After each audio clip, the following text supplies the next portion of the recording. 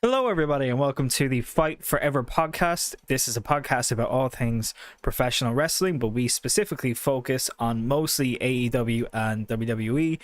And there's a lot to talk about today.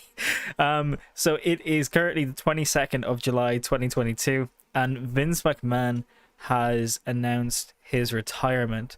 So today's pod is going to have a lot of talk about the future of WWE. So let's get to it. And of course, we are on Twitter, we're on TikTok, we're on YouTube at Fight Forever Pod. So if you want to interact with us, then feel free to do so. So yeah, let's get to it.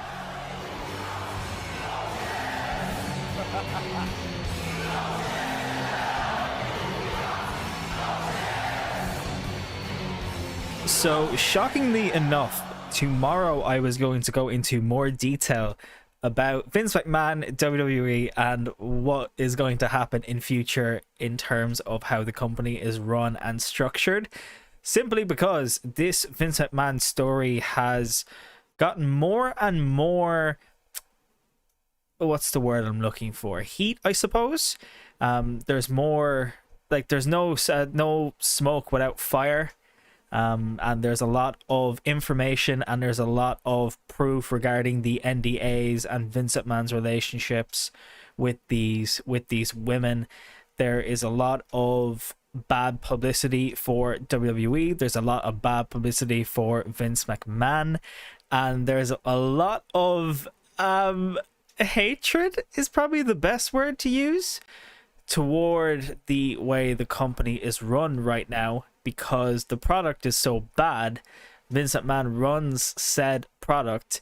This happens, and people are hoping the old man is ousted. So, here's what's after happening today. So, Vince McMahon today announced about an hour and a half ago, maybe 2 hours ago, he said, he tweeted, "At 77, time for me to retire. Thank you, WWE Universe. Then, now, forever, together. Hashtag WWE, hashtag thankful." The very intriguing part about all of this is that that's what he said when this story first broke. He showed up on on SmackDown. He introduced the show and said WWE is all about then, now, forever, together. Don't forget that, or whatever.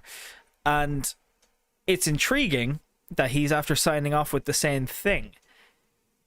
So, WWE Corporate have released a statement about this. So we're going to read this out, and then we're going to talk about the company.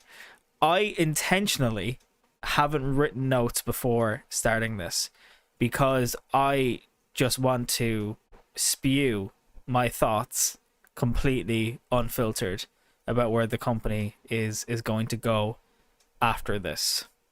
So this is a quote that I'm about to read from Vince McMahon. This is a long quote. So here's what he says. "As I approach 77 years old, I feel it's time for me to retire as chairman and CEO of WWE.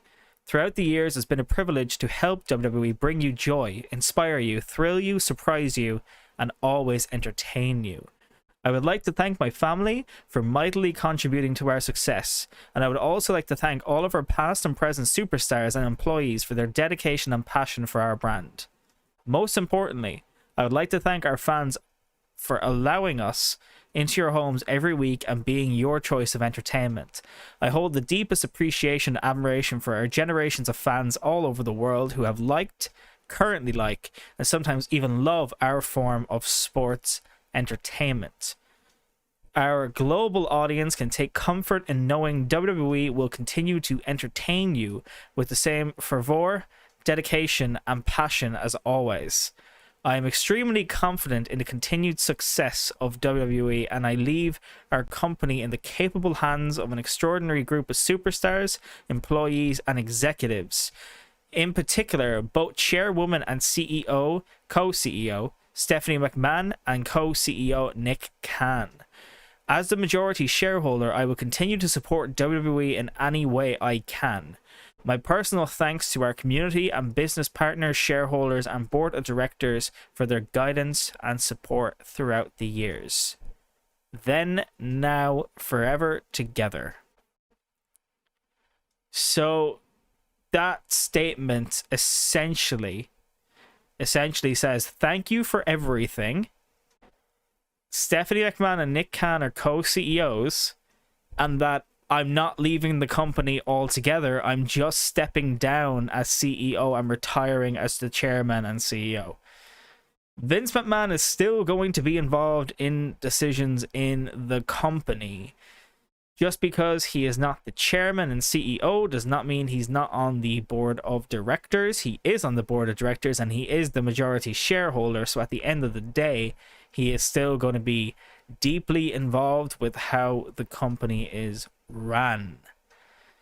The only thing that you can say that is a positive in that way is that he is not going to be involved with creative, I would imagine. He says that it's time for him to retire as chairman and CEO. It doesn't say he's going to retire as in creative in any capacity. But the fact that the headline of this is Vince McMahon retires and Vince McMahon tweeted that he's going to retire, I would imagine that him not mentioning the creative side of things is to preserve kayfabe in some way. So, what is next for the company after this? The short answer is not a lot. And the long answer is there is going to be some changes, but none of them are going to be as impactful as you would love them or like them to be. And we will go into more details regarding that. But with WWE, Stephanie McMahon and Nick Khan are the co-CEOs. I did say on a previous podcast when we were talking about the hush money scandal when it first broke that the whole thing with Stephanie McMahon being involved seemed like this wasn't going to be short term.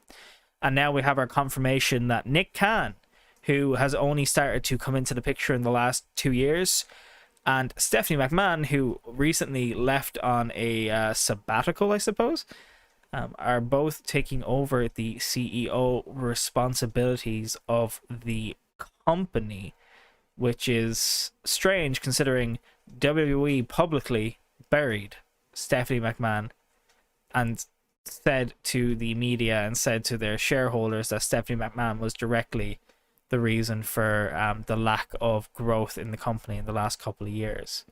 So it's intriguing that this is the structure now.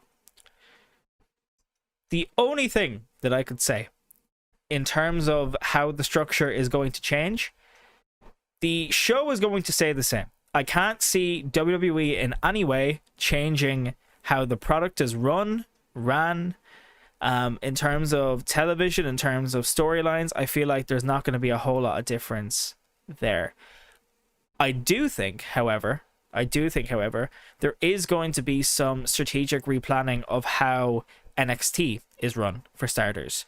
I think that in terms of creating new stars, they have failed in the last decade at doing so, and they have no stars from the last decade that they were able to bring through that are main event stars.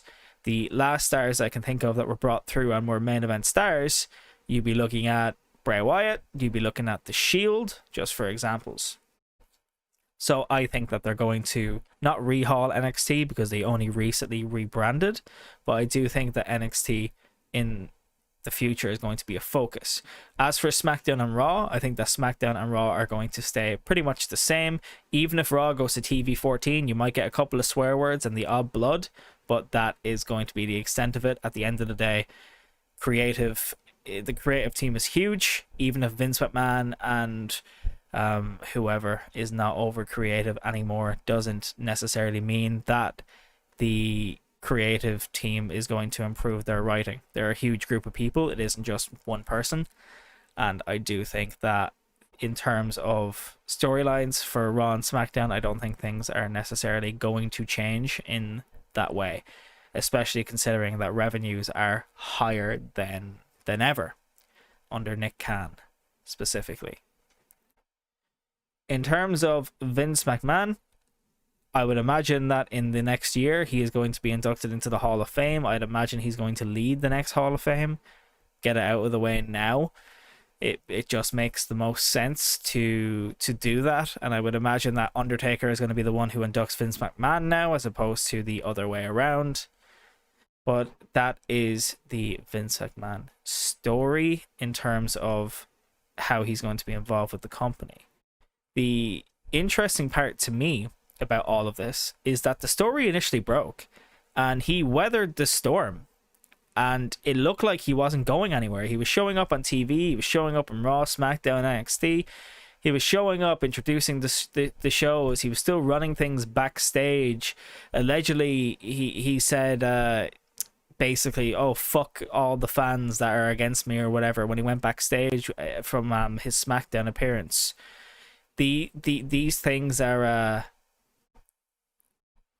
interesting in terms of his character. And I don't mean the Mr. McMahon character, I mean character of him as a human being. With WWE in future, under the leadership of Nick Khan and Stephanie McMahon, I would still imagine that we are going to see a product that's unchanged, and we're still going to see Vince McMahon sometimes, especially, as I was saying a second ago, just to go into more detail on that, he has pretty much escaped this, not unscathed, because that's the wrong word. He retired on his terms.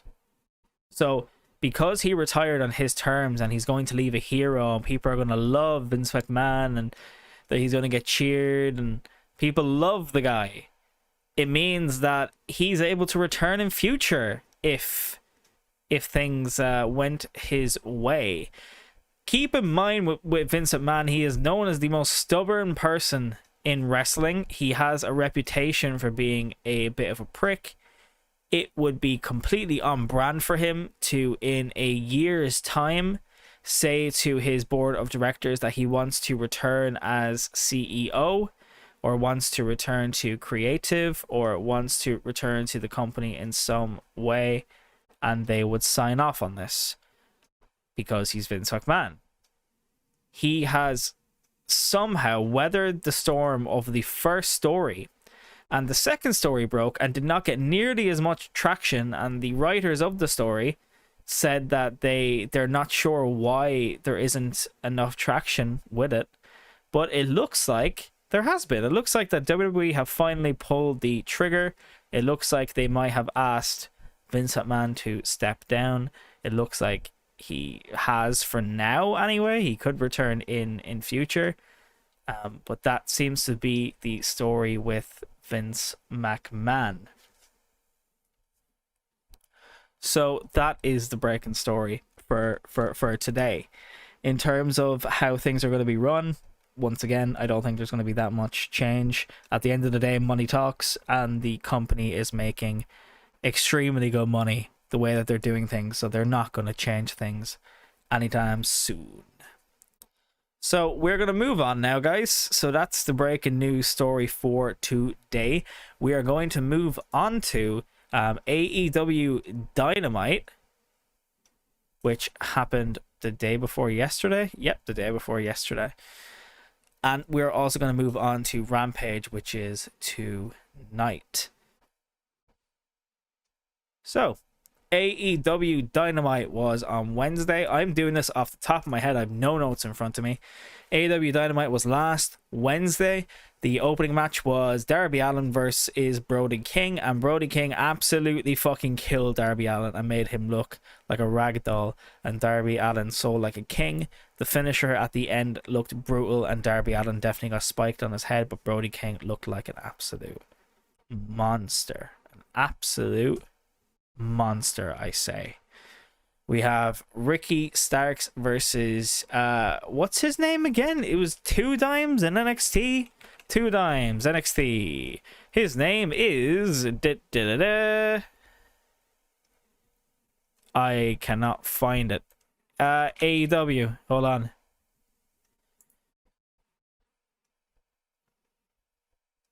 Troy Donovan was his name in WWE.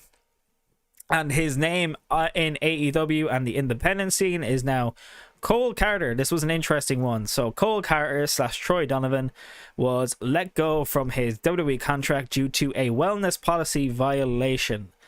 And what happened was essentially he was using drugs in some way and got let go. And that was only last week that he was pretty much acknowledged as being killed off on WWE television with the phrase that he is now sleeping with the fishes. So it was weird that he showed up on Shark Week for AEW, considering he's sleeping with the fishes. He comes out of nowhere. He has a long match with Ricky Starks for the FTW championship, and no one fucking cared. No one cared. No one knew who this guy was. You have a roster stacked with talent. Why are you hiring a guy that had a failed drug test only a couple of weeks ago? Why are you hiring this guy? Why is he getting a spot ahead of other people? It was very strange. So Ricky Starks retains, and it's Ricky Starks versus Danhausen next week. So that's going to be a fun match. And in the main event on Dynamite, and I'm skipping through Dynamite on purpose because I've noticed that I just talk about every single little piece of the show. I'm not doing that anymore. I want to talk about other stuff on this podcast and make this podcast as entertaining and free-flowing as possible. So in the main event was the barbed wire everywhere death match. And it was Eddie Kingston versus Chris Jericho. And it was a good match. And it was a very good match. And it was very brutal to watch. There was barbed wire sticking into skin. You get to see it sticking into skin, and it's actually stuck in their skin. It was brutal.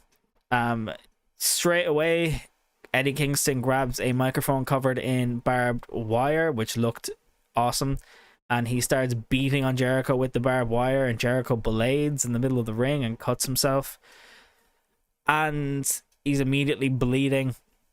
The match goes on. They show Ruby Soho on the outside. Ruby Soho is controlling the shark cage. The shark cage is suspended over the crowd, and there's 5 members of the Jericho Appreciation Society inside this shark cage, so they can't interfere until Ty Conti and Anna Jay come out. Anna Jay turns heel, attacks Ruby Soho.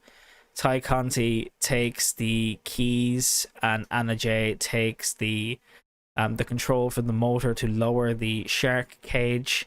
Ty Conti struggles to get the cage open for what seemed like an eternity. They refused to move the camera off of her.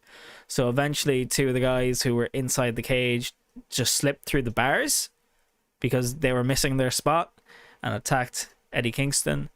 And at the end, Chris Jericho wins with help from Sammy Guevara. And then Eddie Kingston no-sells the finish and throws Chris Jericho into a spider web, which is basically this huge platform covered in barbed wire.